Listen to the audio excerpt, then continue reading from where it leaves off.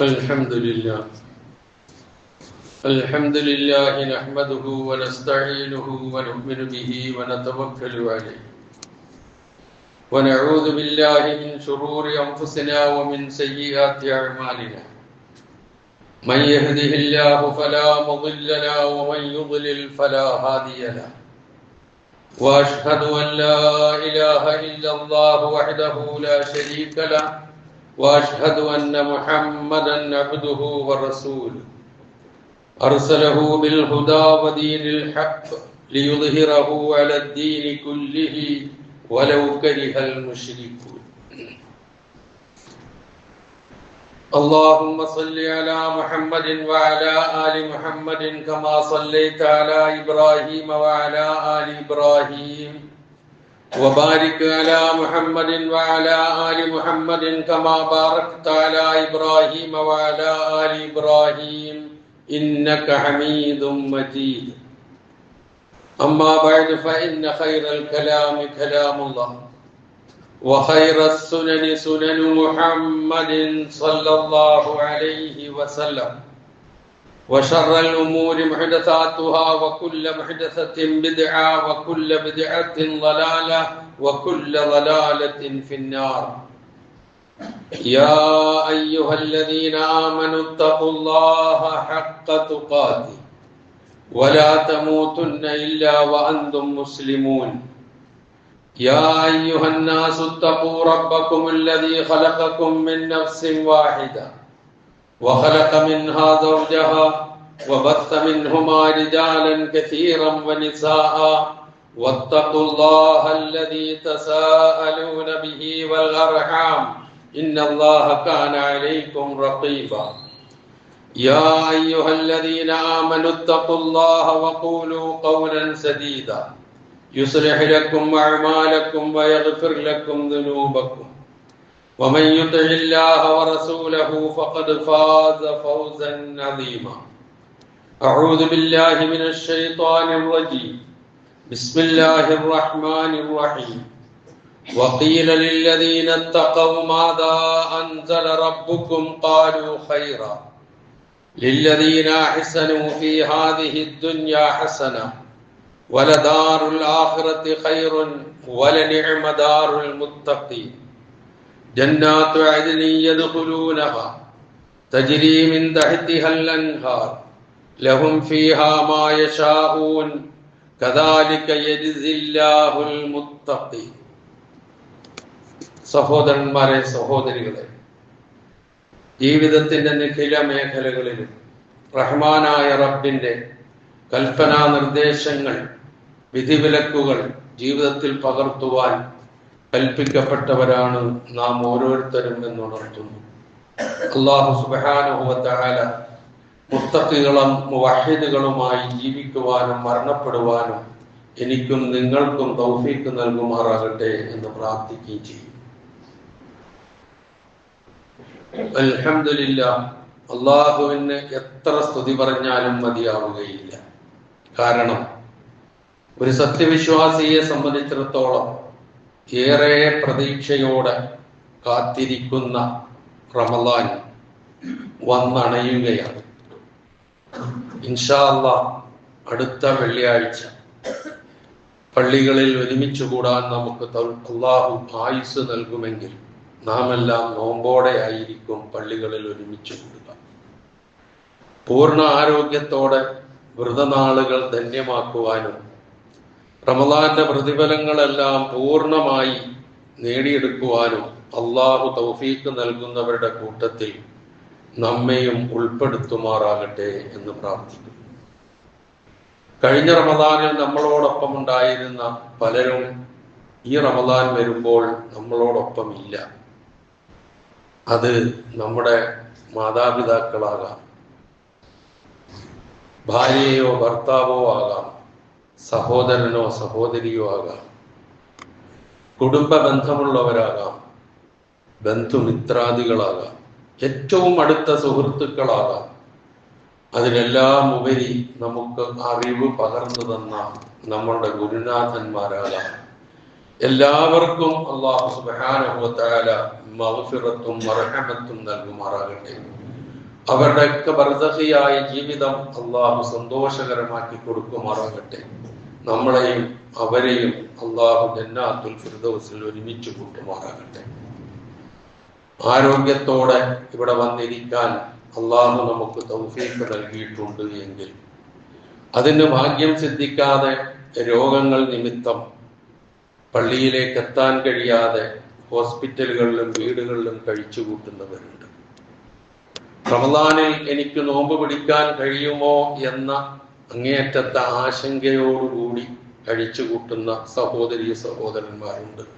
അല്ലാഹു സുബ്ഹാനഹു വ തആല അവർക്കൊക്കെ സിഹ്ഹത്തും ആഫിയത്തും നൽകുകയും അവരുടെ ആഗ്രഹങ്ങൾ അല്ലാഹു സബലീകരിച്ചു കൊടുക്കുകയും ചെയ്യുമാറാകട്ടെ. റഹ്മാനായ റബ്ബ് തൃപ്തിപ്പെടുന്ന ഏറ്റവും നല്ല മരണം വരിക്കുവാൻ നമുക്കെല്ലാവർക്കും അല്ലാഹു തൗഫീഖ് നൽകുമാറാകട്ടെ എന്ന് പ്രാർത്ഥിക്കുന്നു. പ്രിയമുള്ളവരെ, ഒരു റമദാൻ കൂടി കിട്ടുക എന്നുള്ളത് നിസ്സാരമായ കാര്യമല്ല. വളരെ ഗൗരവവും ഏറെ പ്രാധാന്യവും ഉള്ള കാര്യമാണ്. ആ നാളുകളിൽ റമദാൻ കിട്ടുക എന്നുള്ളതല്ല, ആ റമദാനെ ധന്യമാക്കുക എന്നുള്ളതാണ്. ആരാധനാകർമ്മങ്ങൾ കൊണ്ടും വ്രതാനുഷ്ഠാനം കൊണ്ടും ദാനധർമ്മങ്ങൾ കൊണ്ടുമൊക്കെ അതിനെ ധന്യമാക്കാൻ കഴിഞ്ഞാൽ അത് വലിയ ഒരു പ്രതിഫലാർഹമായ കാര്യമായിരിക്കും എന്ന കാര്യത്തിൽ സംശയമില്ല. മഹാനായ ഇബ്നു മാജ ഉദ്ധരിക്കുന്ന ഒരു ചെറിയ സംഭവം, തൽഹത്ത് ഇബ്നു ഉബൈദുള്ള എന്ന് പറയുന്ന സഹാബി ഒരു സ്വപ്നം കാണുകയാണ്. ആ കണ്ട സ്വപ്നത്തെ കുറിച്ച് തൻ്റെ ഒപ്പമുള്ളവരോട് പറഞ്ഞപ്പോൾ അവർ അത്ഭുതം കൂടി. അവസാനം നബി സല്ലല്ലാഹു അലൈഹി വസല്ലമയുടെ അടുക്കൽ ചെന്നപ്പോൾ പ്രവാചകൻ അതിന് നൽകിയ മറുപടിയാണ് ഈ കാര്യത്തിൽ ഏറ്റവും പ്രചോദനമായി നമുക്ക് നിൽക്കുന്നത്. മദീനയുടെ അടുത്ത് ബലിയ് എന്ന പ്രദേശത്ത് താമസമാക്കിയ ബനൂ ഉദ്റ എന്ന ജൂത ഗോത്രം, അവരിൽ നിന്ന് 2 പേർ ഒരേ സമയത്ത് മുസ്ലിമായി നബി സല്ലല്ലാഹു അലൈഹി വസല്ലമയുടെ അടുക്കൽ വന്നു. ഒരാൾ അങ്ങേയറ്റത്തെ പരിശ്രമശാലിയും എന്തിനും സജ്ജമായി തയ്യാറായി പരക്കം പായുകയും ചെയ്യുന്ന സ്വഭാവത്തിന്റെ ഉടമയായിരുന്നു. അങ്ങനെയാണല്ലോ മനുഷ്യരായ നമ്മൾ. എല്ലാവർക്കും ആ ഒരു ഭാഗ്യമോ അല്ലെങ്കിൽ ആ ഒരു അവസരമോ കിട്ടിയെന്ന് വരില്ല. ഓരോരുത്തർക്കും ഓരോരുത്തരുടേതായ പ്രകൃതിയുണ്ട്.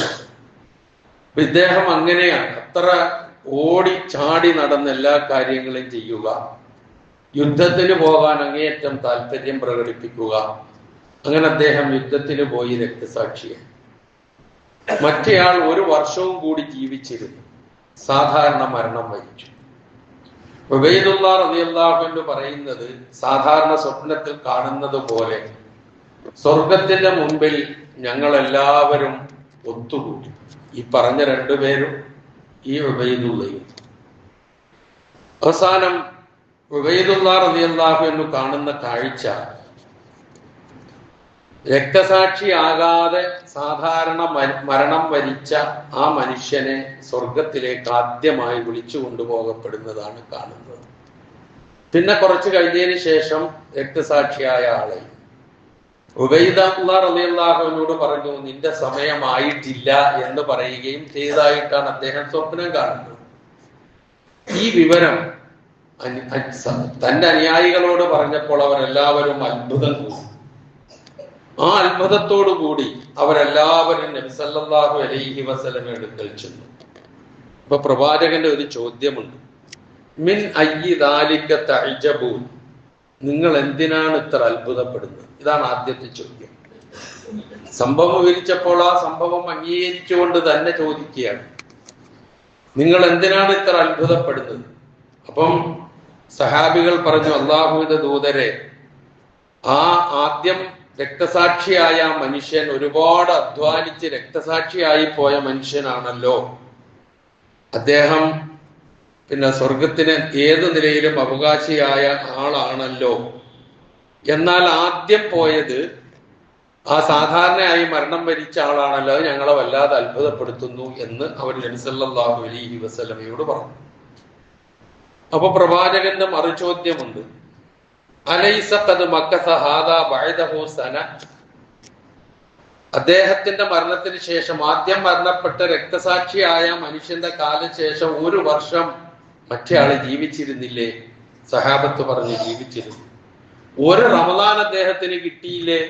ആ റമദാനിൽ അദ്ദേഹം വ്രതമനുഷ്ഠിക്കുകയും ചെയ്തില്ലേ? അങ്ങനെ സംഭവിച്ചു. അദ്ദേഹം ജീവിച്ചിരുന്നു, 1 വർഷം ഒരു നോമ്പും കിട്ടി. അപ്പൊ നബി സല്ലല്ലാഹു അലൈഹി വസല്ലമയുടെ അടുത്ത ചോദ്യം, 1 വർഷക്കാലം ഒരുപാട് നിർബന്ധ നമസ്കാരങ്ങളും ഐച്ഛിക നമസ്കാരങ്ങളും മറ്റ് സൽക്കർമ്മങ്ങളും ഒക്കെ ചെയ്യാനുള്ള സാഹചര്യം അദ്ദേഹത്തിന് ഉണ്ടായില്ലേ? അതേ ഉണ്ടായി.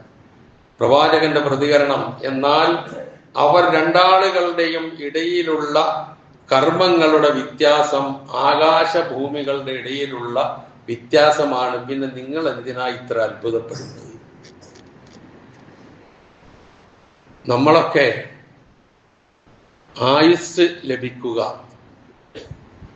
ആ ആയുസ് അള്ളാഹുവിന്റെ കൽപ്പനകൾ അനുസരിച്ച് വിനിയോഗിക്കുക, വിശിഷ്യ പരിശുദ്ധ റമദാൻ ഓരോ വർഷവും ഇങ്ങനെ കിട്ടുക, ഒരു നോമ്പ് പോലും നഷ്ടപ്പെട്ടു പോകാതെ പൂർണ്ണമായും അനുഷ്ഠിക്കാൻ കഴിയുക, രാത്രി നമസ്കാരങ്ങളിൽ പങ്കെടുക്കുക, എഴുത്തിക്കാഫിരിക്കാൻ കഴിയുക, വിശുദ്ധ ഖുർആനുമായി ബന്ധപ്പെടുക, പാരായണം ചെയ്യുക, ദാനധർമ്മങ്ങൾ ചെയ്യാൻ അവസരമുണ്ട്. നമ്മൾ 1 വർഷം മുമ്പേ മരിച്ചുപോയി ഇതൊന്നും ഉണ്ടാവില്ലല്ലോ.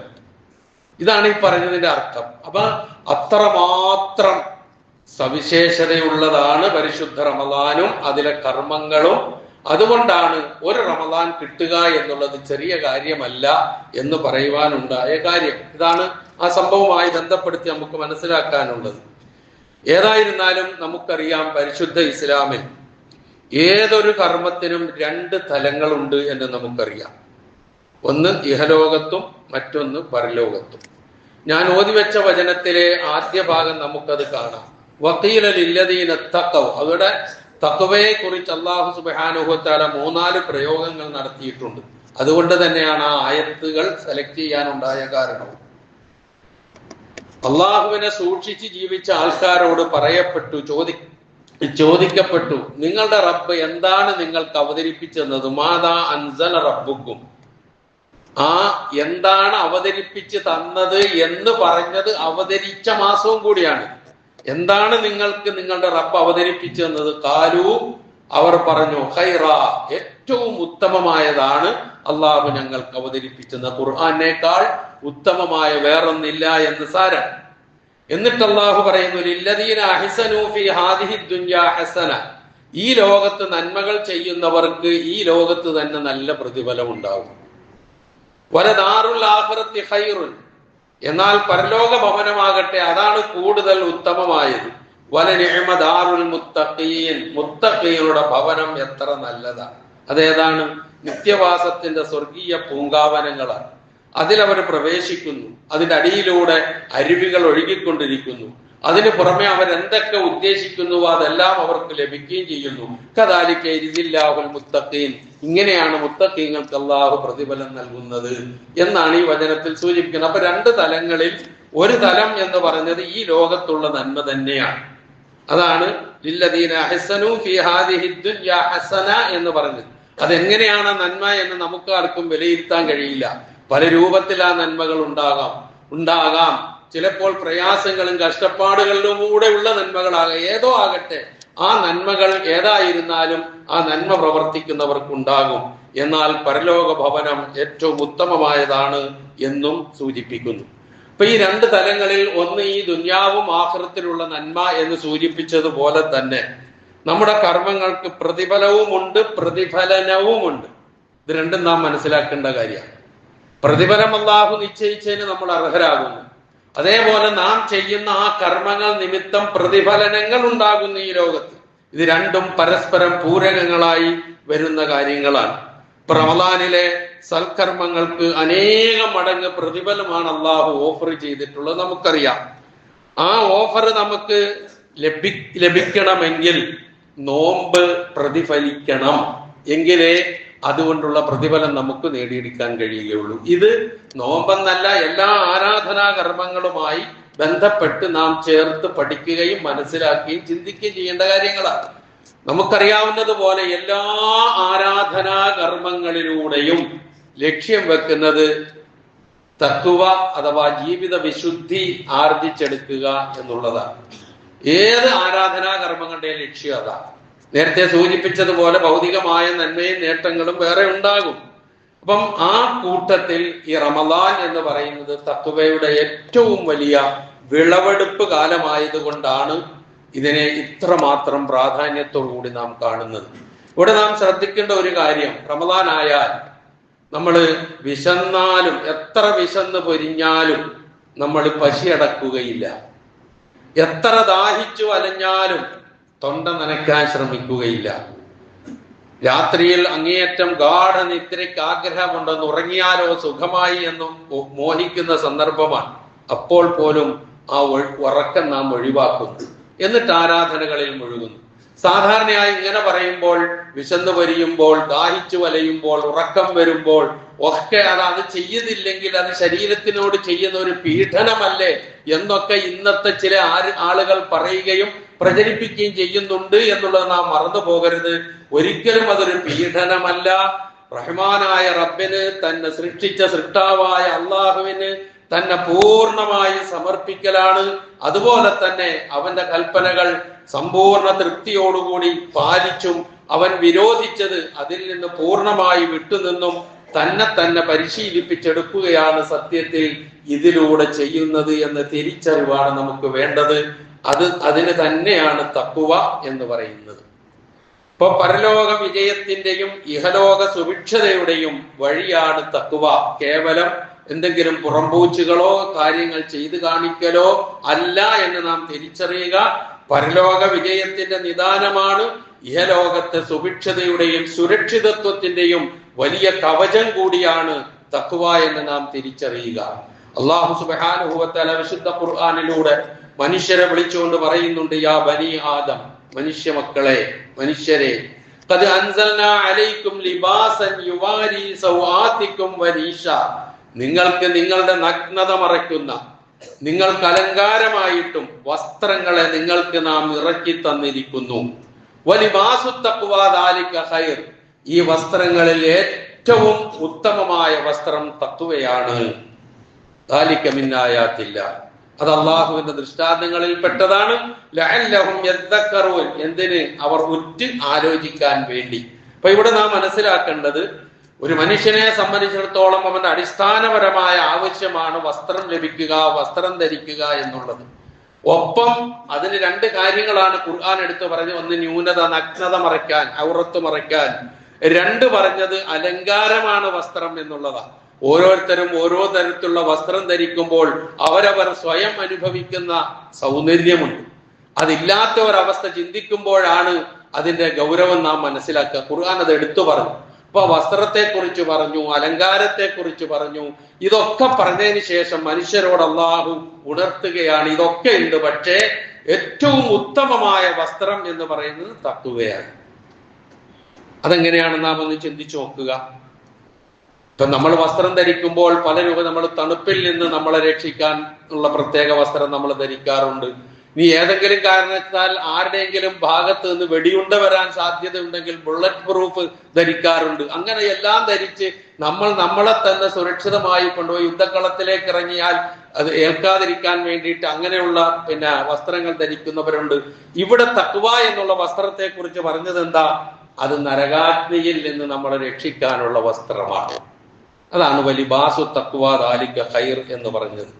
തന്നെയുമല്ല, മനുഷ്യനെ ബാധിക്കുന്ന വലിയ ദോഷം എന്ന് പറയുന്നത് അവന്റെ ജീവിതത്തിന്റെ എല്ലാം നഷ്ടപ്പെടുത്തി കളയുന്ന ഏറ്റവും വലിയ ദൂഷ്യം എന്ന് പറയുന്നത് നരകശിക്ഷ ഏൽക്കുക എന്നുള്ളതാണ്.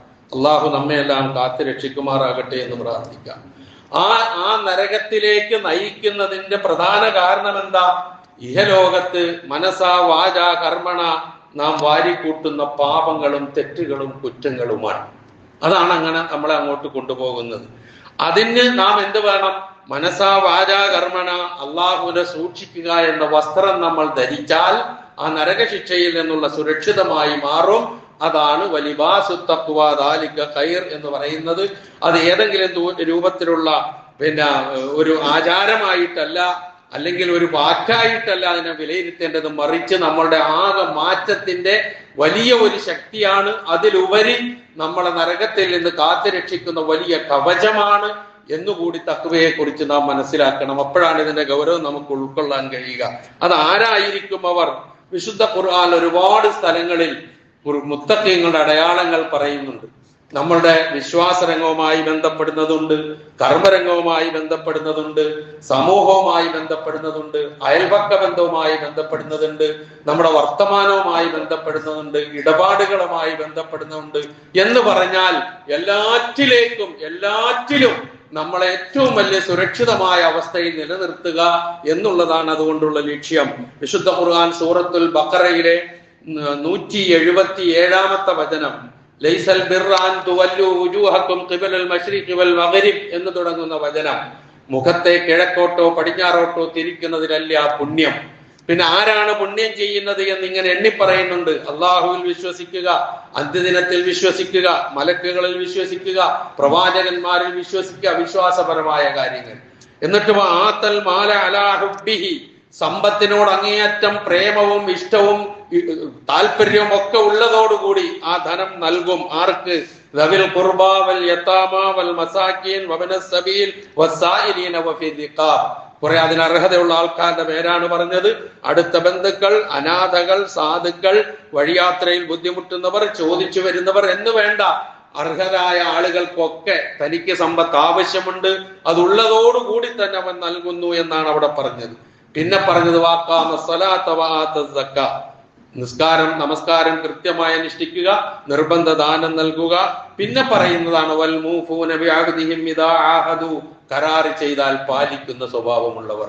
വസ്സാബിരീന ഫിൽ ബഅസായി വൽ ദർറായി വഹീനൽ ബഅസ്, സന്തോഷത്തിന്റെയും പ്രയാസത്തിന്റെയും യുദ്ധത്തിന്റെയും സന്ദർഭങ്ങളിലൊക്കെ ക്ഷമ, സംയമനം കൈക്കൊള്ളുന്നവർ.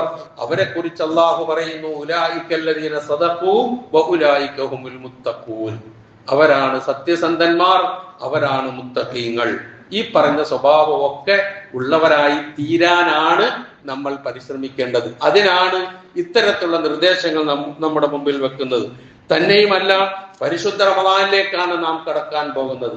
റമദാനുമായി ബന്ധപ്പെടുത്തി തഖ്വയെ പരിചയപ്പെടുത്തുന്ന വിശുദ്ധ ഖുർആൻ സൂറത്തു ആല ഇമ്രാനിലെ 133, 134, 135 വചനങ്ങൾ ഒന്ന് ശ്രദ്ധിക്കുന്നത് നന്നായിരിക്കും. അവിടെ നമ്മളോട് പറയുന്നത് പാപമോചനത്തിലേക്കും സ്വർഗത്തിലേക്കും നിങ്ങൾ ധൃതി കൂട്ടുക. റമദാനിനെ കുറിച്ച് വ്യക്തമായി വരുന്ന ഒരു കാര്യം അതാണ്. വിശദീകരണങ്ങൾ ഇൻഷാ അല്ലാഹ് പിന്നാലെ ആഴ്ചകൾ വരുന്നുണ്ടല്ലോ, അപ്പൊ നമുക്ക് നോക്കാം. അവിടെ പറഞ്ഞ ഇതാണ്, നിങ്ങൾ നിങ്ങളുടെ റബ്ബിൽ നിന്നുള്ള മഗ്ഫിറത്തിലേക്ക് പാഞ്ഞെടുക്കുക, നിങ്ങൾ സ്വർഗത്തിലേക്ക് ഓടിയെടുക്കുക. എന്താണ് ആ സ്വർഗം? ആകാശഭൂമികളുടെ വിശാലതയുള്ളതാണത്. അത് മുത്തഖീൻ, അത് ഒരുക്കി വെച്ചിരിക്കുന്നത് മുത്തഖീങ്ങൾക്ക് വേണ്ടിയാണ്. നേരത്തെ പറഞ്ഞതുപോലെ അള്ളാഹുവിനെ സൂക്ഷിച്ച് ജീവിച്ചവർക്ക് വേണ്ടിയാണ്. എന്താണ് അവരുടെ സ്വഭാവം? അല്ലദീന യുൻഫിഖൂന ഫിസ്സറായി വല്ലറാ, ബുദ്ധിമുട്ടിന്റെയും സന്തോഷത്തിന്റെയും സന്ദർഭത്തിൽ അവർ ധനം ചെലവഴിക്കും. ആദ്യം പറഞ്ഞത് അതാ. റമദാൻ വരുന്നു, ഏറ്റവും കൂടുതൽ ധനം ചെലവഴിക്കപ്പെടുന്ന നാളുകളാണ്. അള്ളാഹുവിന്റെ റസൂൽ സല്ലല്ലാഹു അലൈഹി വസല്ലമ വീശിയടിക്കുന്ന കാറ്റ് പോലെയാകുന്നു റമദാനിലെ ദാനധർമ്മം എന്ന് എപ്പോഴും നമ്മൾ കേൾക്കാറുള്ള കാര്യമാണ്. അതാണ് ഈ പറഞ്ഞത് അല്ലദീന യുൻഫിഖൂന ഫിസ്സറായി വല്ലറാ. പിന്നെ പറഞ്ഞത് വൽ കാളിമീനൽ ഗൈദ്, കോപം അടക്കുന്നവർ. റമദാൻ ഏറ്റവും കൂടുതൽ പരിശീലനം നൽകേണ്ട ഒരു കാര്യം നമ്മളെ തന്നെ നിയന്ത്രിക്കുക എന്നുള്ളതാണ്. എല്ലാറ്റിൽ നിന്നും, കോപത്തിൽ നിന്നും, മോശമായ സംസാരത്തിൽ നിന്നും, മോശമായ ഇടപെടലുകളിൽ നിന്നും ഒക്കെ നമ്മളെ നിയന്ത്രിച്ചു നിർത്തണം. അപ്പൊ കോപം അടക്കുക എന്നുള്ളത് മുത്തഖിയുടെ സ്വഭാവമാണ്. പിന്നെ വൽ ആഫീന അനിന്നാസ്, ജനങ്ങളോട് വിട്ടുവീഴ്ച ചെയ്യുന്നവൻ, ജനങ്ങൾക്ക് മാപ്പ് കൊടുക്കുന്നവർ. വല്ലാഹു യുഹിബ്ബുൽ മുഹ്സിനീൻ, ഇതൊക്കെയാണ് നന്മ. ഈ നന്മ ചെയ്യുന്നവരെ അല്ലാഹുവിന് ഇഷ്ടമാണ്. പിന്നെ പറയുന്നത് എന്താ? എന്തെങ്കിലും വല്ലദീന ഇദാ ഫഅലൂ ഫാഹിശതൻ ഔ ളലമൂ അൻഫുസഹും ദക്കറുല്ലാഹ ഫസ്തഗ്ഫറൂ ലിദുനൂബിഹിം. അതാണ് പിന്നെ പറഞ്ഞത്. എന്തെങ്കിലും മ്ലേച്ഛമായ കാര്യം ചെയ്താൽ, നീചമായ കാര്യം ചെയ്താൽ, അല്ലെങ്കിൽ അവരോട് തന്നെ അക്രമം പ്രവർത്തിച്ചാൽ, തെറ്റ് ചെയ്താൽ, ദക്കറുല്ലാഹ്, അല്ലാഹുവിനെ അവർ ഓർക്കും. ഫസ്തഗ്ഫറൂ ലിദുനൂബിഹിം, അവരുടെ പാപങ്ങൾക്ക് വേണ്ടി അള്ളാഹുവിനോട് ഇസ്തിഗ്ഫാർ ചെയ്യും. വമൻ യഗ്ഫിറുദ് ദുനൂബ ഇല്ലല്ലാഹ്, അല്ലാഹു അല്ലാതെ പാപം പൊറുക്കാൻ മറ്റാരുണ്ട്? ആരുമില്ല. പാപം ചെയ്താൽ പുറത്തു തരണേ എന്ന് പറയാൻ അള്ളാഹുവിനോട് മാത്രമേ പറയാൻ അവകാശമുള്ളൂ. മറ്റാരോട് പറഞ്ഞിട്ട് ഒരു കാര്യമില്ല. അവരെത്ര വലിയ ആളുകളായിരുന്നാലും ശരി, പ്രവാചകന്മാരായിരുന്നാലും മലക്കുകളായിരുന്നാലും ജിന്നുകളായിരുന്നാലും സിദ്ദീഖീങ്ങളായിരുന്നാലും ശുഹദാക്കളായിരുന്നാലും ആരായിരുന്നാലും ശരി, അവരല്ലാഹുവിനോടാണ് പറയുന്നത്. പിന്നെ അവരോട് നമ്മൾ പറഞ്ഞിട്ട് എന്ത് കാര്യം? അപ്പൊ തെറ്റ് സംഭവിക്കും, മനുഷ്യനാണ്. ആ തെറ്റ് ഏറ്റെടുക്കാൻ അള്ളാഹു തയ്യാറാണ്. അതിനേറ്റവും കൂടുതൽ മണിക്കൂറുകൾ, ദിവസങ്ങൾ അനുവദിച്ചിട്ടുള്ള മാസമാണ് ഈ കടന്നു വരാൻ പോകുന്നത്. അതാണ്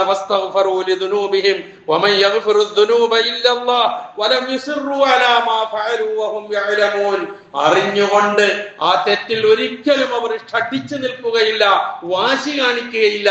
തെറ്റാണെന്ന് ബോധ്യപ്പെട്ട് തെറ്റിൽ നിന്ന് മുക്തരായി അള്ളാഹുവിനോട് ഇസ്തിഗ്ഫാർ ചെയ്തുകൊണ്ട് അതിൽ നിന്ന് മോചിതരായി അള്ളാഹുവിനോട് അടുക്കുന്ന അവന്റെ ഇഷ്ടദാസന്മാരായിരിക്കും മുത്തഖീങ്ങളായ ആളുകൾ.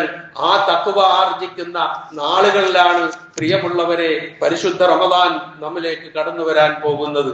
സൂചിപ്പിച്ചത് നമ്മുടെ ആരാധനാ കർമ്മങ്ങളും അനുഷ്ഠാന കാര്യങ്ങളും വിശ്വാസം മുതൽ ഇങ്ങോട്ടിപ്പോ കേട്ട പല കാര്യങ്ങളും എല്ലാം നമ്മളെ ഈ പറഞ്ഞ സൂക്ഷ്മതയുടെ ആ കവചത്തിൽ ഉൾപ്പെടുത്താൻ വേണ്ടിയാണ്. അഥവാ തഖ്വയിൽ അധിഷ്ഠിതമായ ജീവിതം നയിക്കാൻ വേണ്ടിയാണ്. നോമ്പും അതിനുവേണ്ടി തന്നെയാണ്. അതാണ് വിശുദ്ധ ഖുർആൻ 2-ാം അധ്യായം 183-ാമത്തെ വചനത്തിലൂടെ നമ്മെ ഓർമ്മിപ്പിച്ചത്. യാ അയ്യുഹല്ലദീന ആമനൂ കുതിബ അലൈക്കുമുസ് സിയാമു കമാ കുതിബ അലല്ലദീന മിൻ ഖബ്ലിക്കും ലഅല്ലക്കും തത്തഖൂൻ. ഖുർആൻ ഓർമ്മിപ്പിക്കൽ അതാണ്.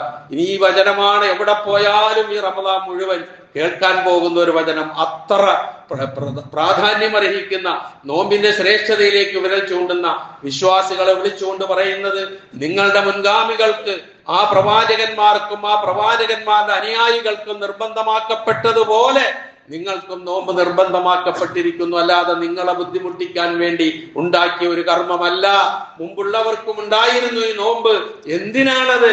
ലഅല്ലക്കും തത്തഖൂൻ, നിങ്ങൾ സൂക്ഷ്മത പാലിക്കുവാൻ വേണ്ടി. പറഞ്ഞ തഖ്വയുടെ കവചത്തിന്റെ ഉള്ളിലെത്താൻ അതിന് ഏറ്റവും പറ്റിയ നാളുകളാണ് പ്രിയമുള്ള സഹോദരി സഹോദരന്മാരെ നമ്മിലേക്ക് കടന്നു വരുന്നത്. ഏതാനും ദിവസങ്ങൾ കഴിയുമ്പോൾ അതിനൊരുങ്ങുക, ഈ പറഞ്ഞ എല്ലാ നേട്ടങ്ങളും നേടിയെടുക്കാൻ. എന്നിട്ട് തഖ്വയുടെ മൂശയിൽ നമ്മളെ ഒന്ന് വാർത്തെടുക്കുക എല്ലാ നിലയിലും. എന്നിട്ട് അള്ളാഹുവിലേക്ക് ഖേദിച്ച് മടങ്ങുക, പാപമോചനം തേടുക, നന്മകൾ അധികരിപ്പിക്കുക, വ്രതമനുഷ്ഠിക്കുക, ഖുർആനുമായി ബന്ധപ്പെടുക തുടങ്ങിയ എല്ലാ നന്മകളിലും നാം മുന്നോട്ട് പോയാൽ ഒരു റമദാൻ കൂടി അങ്ങനെ നമുക്ക് പൂർത്തീകരിക്ക് കിട്ടാൻ സാധിച്ചാൽ, അള്ളാഹു തൗഫീക്ക് ചെയ്താൽ ധന്യരാകും. അതാണ് നേരത്തെ ഞാൻ നിങ്ങളെ ഉണർത്തിയ ആ സംഭവം. അള്ളാഹു സുബ്ഹാനഹു വ തആല ആസന്നമാകുന്ന ഈ നല്ല നാളുകളെ എല്ലാ അർത്ഥത്തിലും പൂർണ്ണമായ രൂപത്തിൽ സ്വീകരിക്കാനും ജീവിതത്തിൽ പകർത്താനും വ്രതമനുഷ്ഠിക്കാനും നന്മകളുമായി മുന്നോട്ട് പോകുവാനും പൂർണ്ണ ആരോഗ്യം നൽകി എന്നെയും നിങ്ങളെയും അള്ളാഹു അനുഗ്രഹിക്കുമാറാകട്ടെ.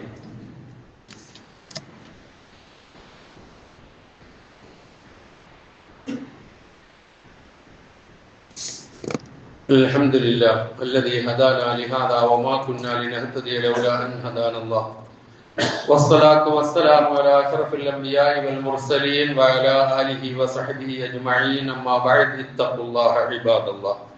ഒരിക്കൽ കൂടി അള്ളാഹുവിന്റെ ആജ്ഞാനുവർത്തികളായി ജീവിക്കുവാൻ ഞാൻ ഉണർത്തുന്നു. എന്താണ് പ്രിയമുള്ളവരെ വിശ്വാസികൾ ഈ റമളാന് വേണ്ടി ഇങ്ങനെ കാത്തിരിക്കുന്നത്? എന്ന് വെച്ചാൽ റമളാൻ അല്ലാത്തപ്പോൾ സൽക്കർമ്മങ്ങളൊന്നും ചെയ്യണ്ടെന്നോ, നമസ്കരിക്കണ്ടെന്നോ, പുണ്യകർമ്മങ്ങൾ ചെയ്യണ്ടെന്നോ, ദാനധർമ്മങ്ങൾ ചെയ്യണ്ടെന്നോ ഒന്നും ഇതിനർത്ഥമില്ലല്ലോ. പക്ഷെ റമളാൻ ഒരു പ്രത്യേക കാലമാണ് എന്ന് പറഞ്ഞാൽ അതിനുള്ള ഏറ്റവും പ്രധാനപ്പെട്ട കാര്യം വിശുദ്ധ ഖുർആന്റെ അവതരണം തന്നെയാണ്, അല്ലാതെ വേറൊന്നുമല്ല.